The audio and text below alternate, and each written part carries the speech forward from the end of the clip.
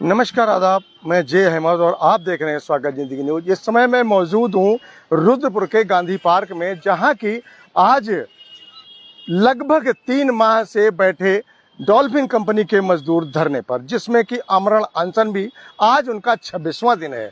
लेकिन उन आमरण अनशन की 4 महिलाओं का स्वास्थ्य खराब होने के कारण उनको अस्पताल में किया गया है भर्ती। यहाँ पर बाकी लोग हैं जिनसे अभी हम जानकारी और लेंगे कि आगे क्या कुछ अभी मामला है और क्या कुछ ये लोग अभी सरकार तक अपनी गुहार लगाना चाहते हैं। साथ ही से कहेंगे जरा इन लोगों को दिखाएं कि ये क्या इस समय कर रहे हैं और कितने क्रोध में हैं, कितने आक्रोश में हैं। इनका आक्रोश और क्रोध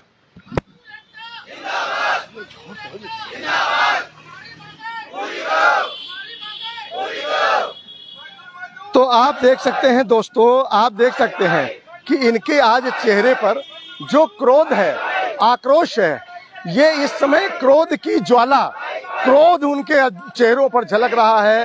क्योंकि आज लगभग 3 माह से, शायद मुझे लगता 85-90 दिन हो चुके इनको धरने पर बैठे हुए। क्योंकि इनके अंदर क्रोध तो होगा ही होगा, क्योंकि स्वाभाविक है इंसान जब कमा नहीं रहा खाएगा कहाँ से, बच्चों का परिवार कहाँ से पालन पोषण होगा। हम जानेंगे इन लोगों से कि क्या कुछ है। साथी से कहेंगे जरा साथ में इधर आए और इनसे करते हैं बात। भाई साहब, आज आप यहाँ पर धरने में बैठे हैं, लगभग आपको मुझे लगता है 80 दिन के लमसम कितने हैं मुझे याद नहीं, आप बताएंगे कितना समय हो गया है और अभी आप क्या कर रहे हैं और क्या करना चाहते हैं, क्या कहना चाहते हैं, क्या कुछ कहेंगे? ये धरने का और इनके आंदोलन का लगभग निरंतर 80 दिन हो चुके हैं। आमरण अनशन का औरतों का जो सरकारी अस्पताल में वो 26वां दिन है। उनकी स्थिति मरणासन्न है। पिंकी गंगवार और प्रेमवती की स्थिति ज़्यादा खराब है। यहाँ की सरकार उन्हें अंग्रेजों को भी फेल कर दिया है कि अंग्रेजों का भी दिल इतना बड़ा पत्थर का नहीं होगा। मेरे ख्याल से आज 26 दिन हो चुके आमरण अनशन के। 10वें दिन के बाद तो उनका दिल भी पिघलता कि चलो ये हमारे देश के नहीं है लेकिन मनुष्य तो हैं। अंग्रेज भी मनुष्य ही थे। वो विक्टोरिया महारानी भी पिघल जाती थोड़ी देर के लिए मतलब। लेकिन आज 26 दिन में यहाँ का विधायक, यहाँ की सरकार, यहाँ का प्रशासन, यहाँ का श्रम अधिकारी और जो प्रशासनिक अधिकारी वो बिल्कुल नहीं वो पिघल रहे हैं। जबकि इनको अच्छे से पता है कि अनशन के दौरान जो अगर लंबा अनशन चलता है तो किडनी फेल हो जाती है, लीवर डैमेज हो जाते हैं, हार्ट में प्रॉब्लम आ जाती है और तमाम सारे अन्य अंग जो होते हैं, आंतरिक अंग हैं, ब्रेन में भी दिक्कत आ सकती है। ठीक है नहीं, अलग अलग अंगों में जो दिक्कत आ जाती है।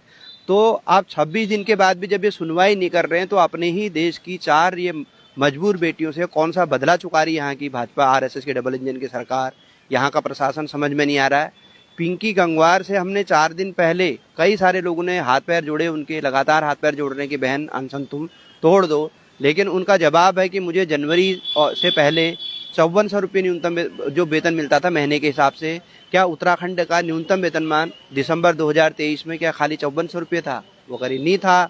तो न्यूनतम वेतनमान का उल्लंघन हो रहा था तो कंपनी मालिक के खिलाफ में केस क्यों नहीं हुआ?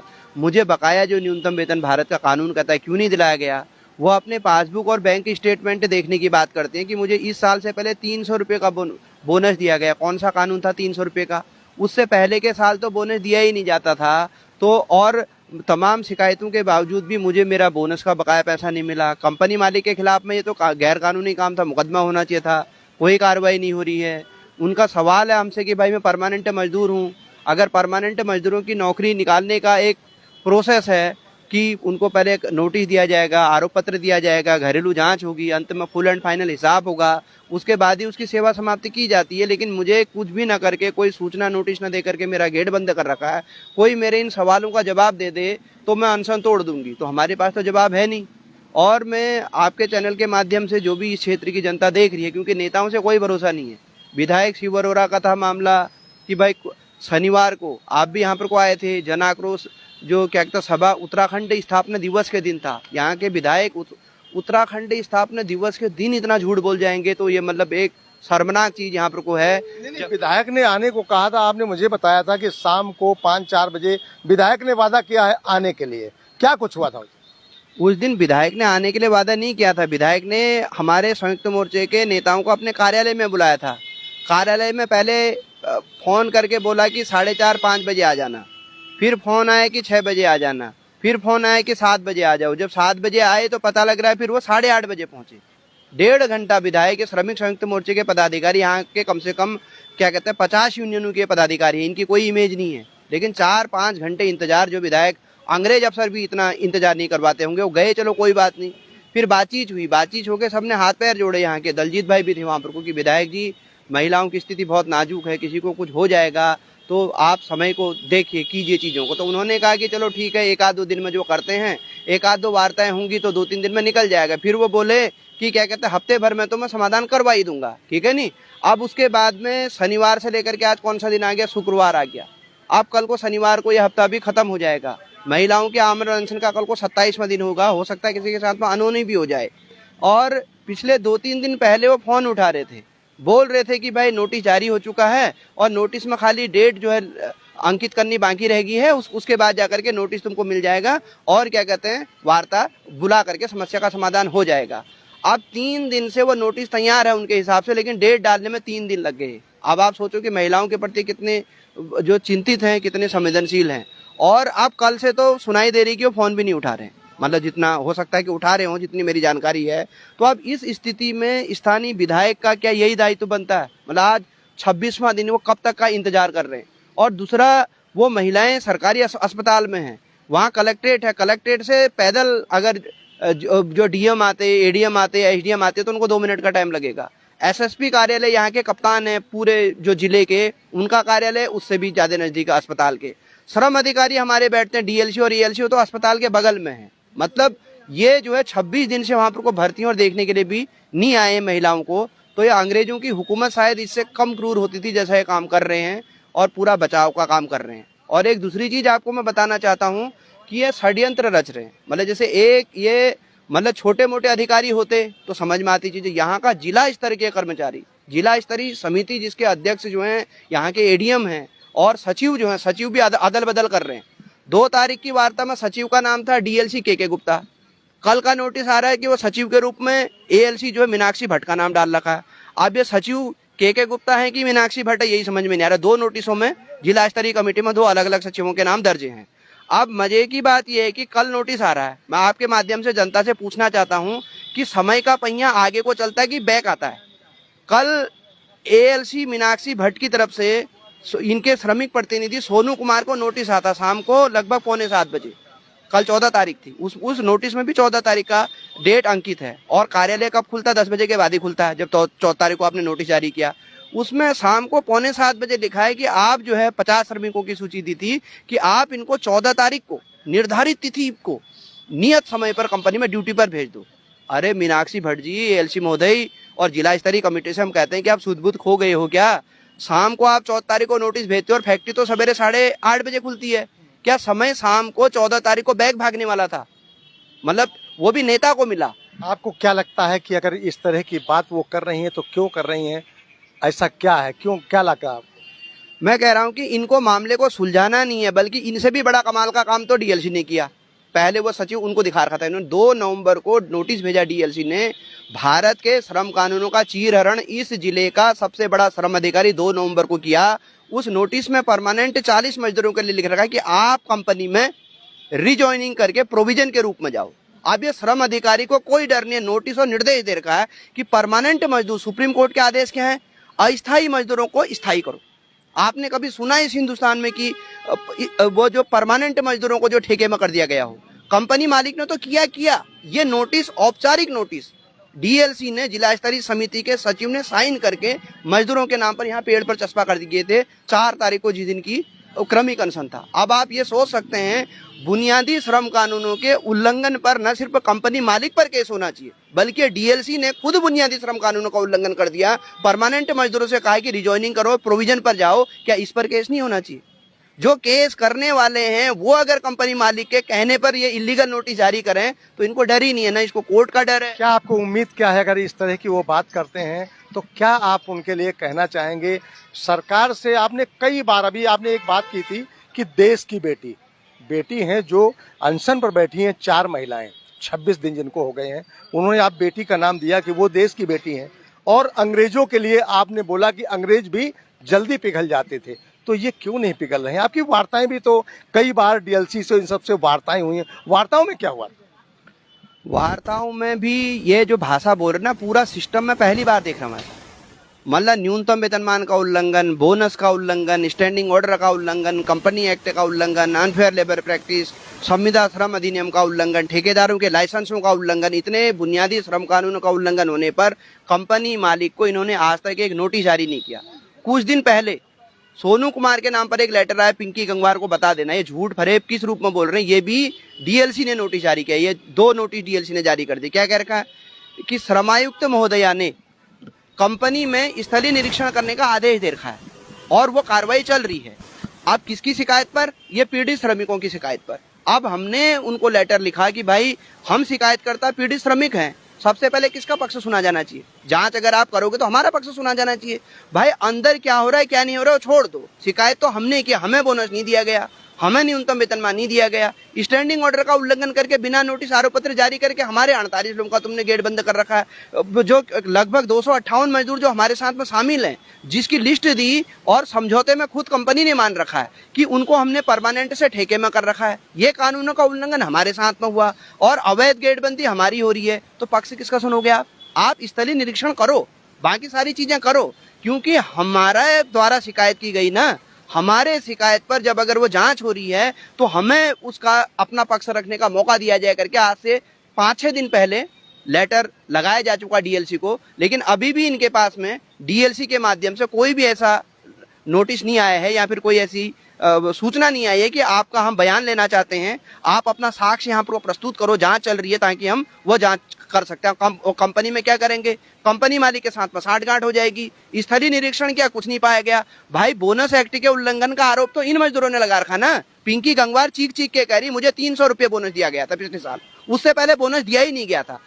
उसने चिट्ठी भी लिखी है डीएलसी को, लंबी चौड़ी चिट्ठी लिखी कि सोनू कुमार के माध्यम से जो मुझे बताने के लिए तुमने कर रखा, तुमने झूठ किया है, झूठ फरेब कर रहे हो तुम मेरी बात सुनो। बाकायदा डीएलसी को दे चुकी है पिंकी गंगवार, सोनू ने भी दे चुके हैं, मतलब जो श्रमिक प्रतिनिधियों ने अपने पक्ष से कि बोनस एक्ट का उल्लंघन कर रखा, ये हमने तुमको सैलरी स्लिप लगा रखी है यहाँ पर को। पिंकी गंगवार को खुद 5400 रुपये वो था, तो वो न्यूनतम वेतनमान का उल्लंघन है, बोनस उनको मिलता ही नहीं था। या फिर जो पिछले साल 300 रुपये मिला, इससे बड़ा बोनस एक्ट का उल्लंघन होगा क्या? ये कृष्णा देवी और प्रेमवती का जो आमरण अनशन पर बैठी है, पिताजी खत्म हो गए, नोटिस और आरोप पत्र दिए बिना, उनकी सेवाएं समाप्त किए बिना तुमने उनका गेट बंद कर दिया। तो ये जो है क्या कहते हैं स्थायी आदेश अधिनियम का, इससे बड़ा उल्लंघन क्या होगा? ये सबूत भी हम आपको दे चुके हैं और दे भी रहे हैं और दे भी देंगे आगे। उसके बाद इन्होंने कहा कि परमानेंट मजदूरों को, ठेकेदारों का लाइसेंस क्या है? लोडिंग, अनलोडिंग, मालिंग, कैंटीन, इस चीज के लिए ठेकेदारों का लाइसेंस होता है। खुद जब वार्ता में जो 26 सितंबर की वार्ता है उसमें लिखा हुआ है जिला प्रशासन के, उसमें कंपनी मैनेजमेंट ने साइन कर रखे हैं, सहमति जता रखे कि मैंने परमानेंट बंदों को ठेके पर कर रखा है। यानी कि आप ऑपरेटरों को ठेकेदारों के लाइसेंसों पर कैसे काम करवा सकते हो, मुख्य प्रोडक्शन स्थल पर कैसे काम करवा सकते हो? तो संविदा श्रम अधिनियम का उल्लंघन का उदाहरण इससे ज्यादा क्या होगा? ये 258 मजदूर बाहर चीख चीख के शिकायतकर्ता मजदूर कह रहे हैं, तो आप कंपनी मालिक के खिलाफ में कार्रवाई क्यों नहीं कर रहे हो? आप जो ठेकेदारों के लाइसेंस को जो तत्काल आपको निरस्त करना चाहिए था, उसके लिए कार्रवाई करनी चाहिए थी, वो आप क्यों नहीं कर रहे हो? तो यानी कि सब ये मिलीभगत है और सब जानते हैं ये, क्योंकि जब डीएलसी उसके बाद भी ये नोटिस जारी करे कि परमानेंट मजदूर जो है प्रोविजन के रूप में, यानी कि परिवीक्षक के रूप में 6 महीने के लिए वो निकाल भी सकता है, रख भी सकता है, उनको रख करके आप रिजॉइनिंग करो, तो इससे बड़ा बुनियादी श्रम कानूनों का उल्लंघन करने वाला, ये इलीगल नोटिस जारी करने वाला अगर जांच करेंगे तो फिर क्या ये जांच करेंगे, क्या वो करेंगे, आप समझ सकते हैं चीजों को। तो दोस्तों देख सकते हैं यहाँ ये श्रमिकों का गुस्सा, क्रोध, आक्रोश, कि किस तरह का इनके अंदर आक्रोश है। कई चीजें उन्होंने बताई और कही कि महिलाओं के साथ क्या किस तरह का अत्याचार हो रहा है। श्रमिकों ने बताया कि अंग्रेजों को फिर भी उन्होंने अच्छा बोल रहे हैं कि उनका दिल बोल रहा है, क्योंकि इस समय क्रोध में है, आक्रोश में है, कंपनी से बाहर हैं, कैसे उनके परिवार का पालन पोषण होगा, उस क्रोध में लेकर वो अंग्रेजों को भी अच्छा आज बता रहे हैं। यहाँ और जो लोग हैं प्रमुख इनके, उनसे हम बात करेंगे कि वो क्या कुछ कहना चाहेंगे। भाई साहब, यहाँ पर आप भी इन सब के साथ बैठे हैं, क्या कुछ आप अभी भी सरकार से कहना चाहते हैं? क्या शब्द, मेरे पास तो कोई शब्द ही नहीं सरकार को कहने के लिए कि सरकार इतना अच्छा काम कर रही है, इतना अच्छा काम। सरकार की आप प्रशंसा भी साथ साथ करते जा रहे हैं, आपके चेहरे पर क्रोध दिखता है, आपके जितने भी लोग यहाँ पर बैठे हैं उनके भी चेहरे पर क्रोध और आक्रोश दिख रहा है, फिर भी आप प्रशंसा कर रहे हैं। लेकिन ये प्रशंसा शायद दिल से नहीं निकल रही है। दिल से क्या आप कहना चाहते हैं, क्या क्रोध आपके अंदर? वही तो मैं बताना चाह रहा हूँ आपको कि सरकार इतना अच्छा काम कर रही है, श्रम कानून को लागू कराने की ये बात करती है डबल इंजन की सरकार। कहते हैं जी हम कानून के रक्षक हैं, बेटी बचाओ बेटी पढ़ाओ खाली नारों में। अगर वाकई में अगर धरती पे होता तो आज लगभग 26 दिन हो गए अमरण अनशन पर बैठे हुए पिंकी गंगवार समेत। इतनी स्थिति उनकी गंभीर है, मैं लगातार वहां देख करके आ रहा हूं और नुमाइंदे भी नहीं जा रहे। इनके जो अधिकारी हैं, जो विधायक हैं, किसी को जाना चाहिए। मतलब पीड़ा जो होनी चाहिए, मुझे लगता है इनकी पीड़ा है ही नहीं। मतलब एक दर्द होता है ना कि ये देखो कोई भी है, चाहे हमारे परिवार का अगर घर से रूठ के ये लगातार आज तक देश में क्या हुआ है कि 26 दिन कैसे हो गए, इस पर क्या कहेंगे? हाँ, ये देख अति है कांग्रेस सरकार का था, वो भी कहते थे अति बहुत की उन्होंने 1984 से लेकर के और भी तमाम सारे उन्होंने बहुत मजे लिए। जिंदगी के नजारे लेते हैं ये लोग, पैसा आता है तो घमंड भी आ जाता है, अहंकार। और लोग ये भी कहते हैं, उदाहरण देते थे कि अहंकार तो रावण का नहीं रहा, तो अहंकार तो सर किसी का नहीं रहता। तो ये एक समय है, कोई नहीं ले लें। लेकिन देखो अगर ये वाकई परमात्मा को भी मानते हैं तो वहां तो एक एक पल का हिसाब है। अगर ग्रंथों की बात करेंगे तो ग्रंथों में बहुत कुछ ऐसी चीजें लिखी हुई हैं। कल गुरु नानक देव जी का गुरुपर्व था। विधायक, सांसद और माननीय मंत्री और प्रधानमंत्री और गुरु नानक देव जी की पावन कलम ने इतना प्यारा लिखा है कि हक पराया नानका क्या गाय क्या सूर। अगर किसी का हक खाना इतना पाप है कि अगर कोई हिंदू हक किसी का खाता है, किसी का अधिकार किसी का हक छीन के खाता है, तो वो गाय खाने के बराबर है। और मुस्लिम भाई अगर कोई खाता है तो सूअर खाने के बराबर है। ये हमने नहीं लिखा, एक विद्वान ने लिखा है। उनकी ये मतलब लिखा है किताबों में, जो कि उनमें जो ग्रंथ हैं, किताबें हैं, चाहे मुस्लिम के हो, मुस्लिम धर्म हो या कोई भी धर्म, सभी में एक अच्छी चीजें, अच्छी बातें लिखी हुई हैं, लिखी जाती हैं। तो ये देखिए, अगर ये बड़ा अपने आप को समझते हैं कि हम बड़े धार्मिक हैं, बड़े भगवान को मानते हैं, बड़ा गुरु नानक देव के या अपने शिव जी के भक्त हैं, है ना, तो उनके भी कई सारे उदाहरण हैं। वो पानी में बता रहे हैं कि एक बार क्या हुआ, गंगा किनारे शिवजी महाराज बैठे थे और पानी में बिच्छू गिरा। तो बिच्छू ने मतलब जैसे ही उन्होंने उठाया, बिच्छू का स्वभाव है काटना, तो उन्होंने काटा, फिर वो पानी में गिर जाता है। उन्होंने फिर हाथ डाल दिया और बिच्छू ने फिर काट लिया।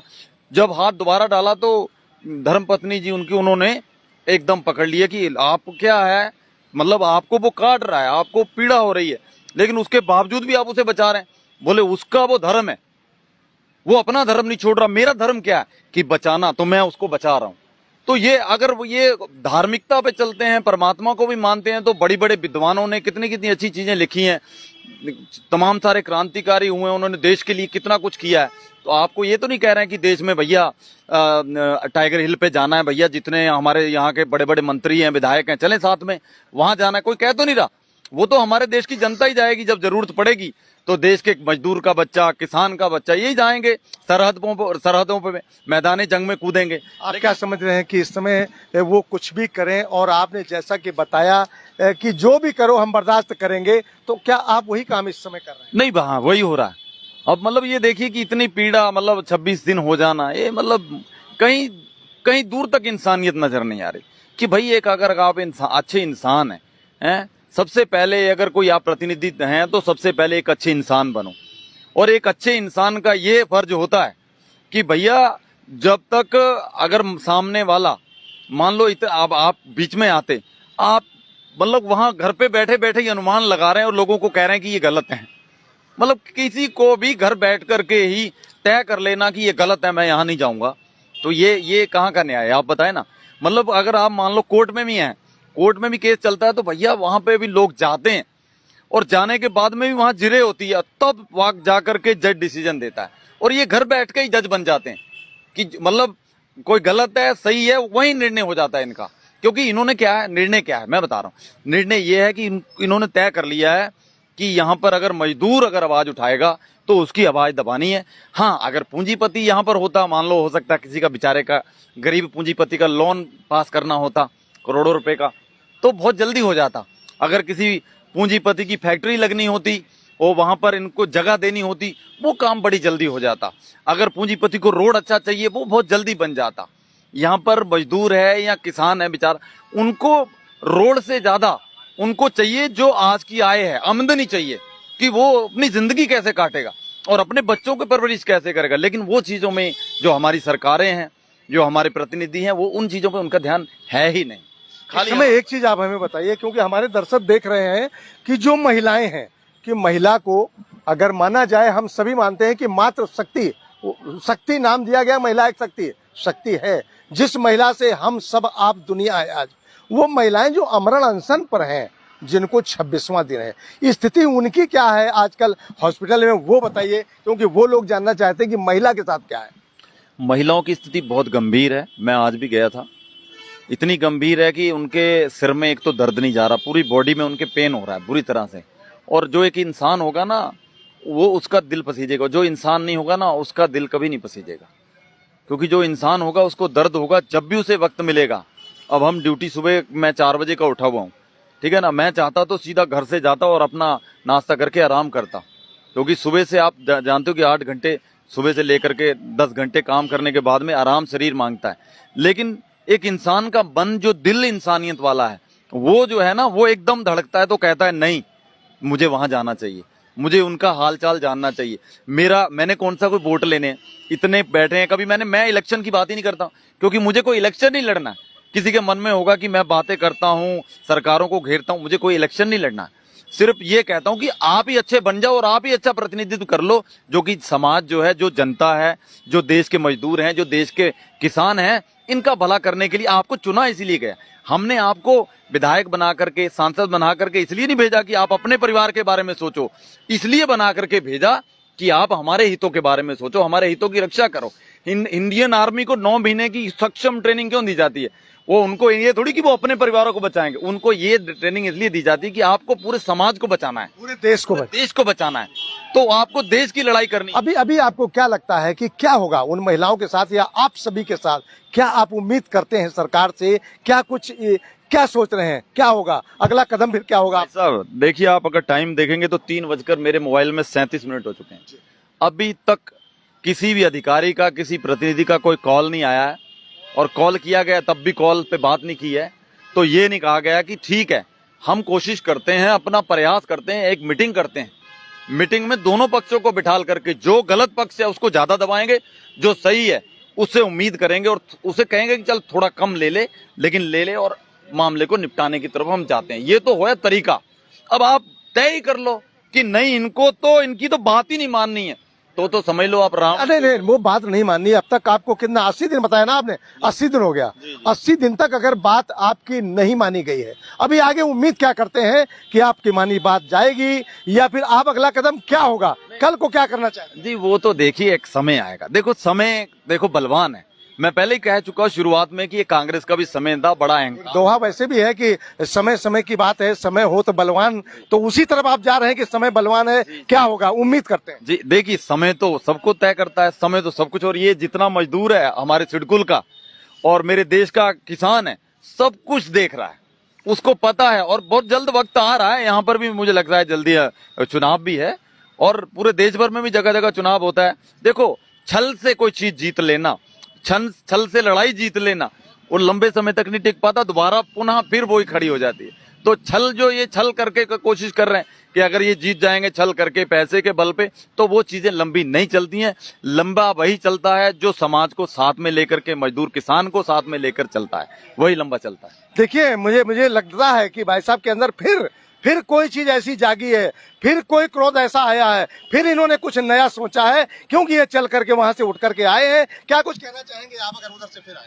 आपने पूछा था ना कि आगे क्या होना है करके, तो मैं यही चाहता हूं कि आप क्या करना चाहते हैं आखिर में? आपने इंतजार करते करते कितना समय हो गया?